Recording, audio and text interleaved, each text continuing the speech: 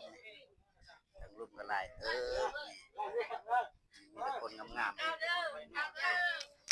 พูดแม่พี่มันก็ไปได้นอนนะโอ้ย ขอไผ่นี่นะนี่เขาแก่หมด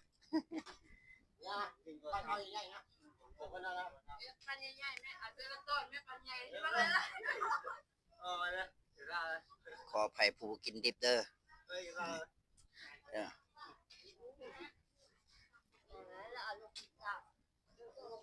วเจ้ากระดังมาพิสัยแล้วจะไปนั่งไปนี่กับเอฟซีกระทางนั่ง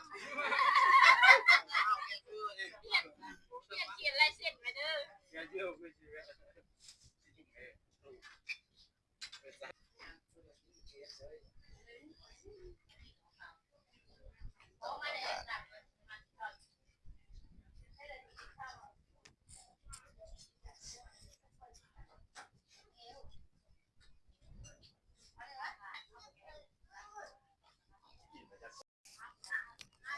กินข้าวสามัคคีกันเพิ่นว่าคนมงกินข้าวกินแบบนี้ได้นี่กินแบบในเมืองในตู้โซฟานี่เบิ่งกล้องเด้อนี่เบิ่งบ่เท่านะปวดเบิ่งบ่เท่าอัด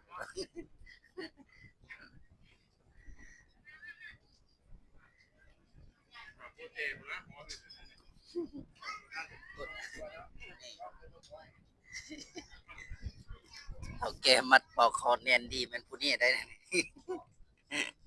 คันบ่แน่นแล้วโอ้ยมันว่าบ่กินข้าว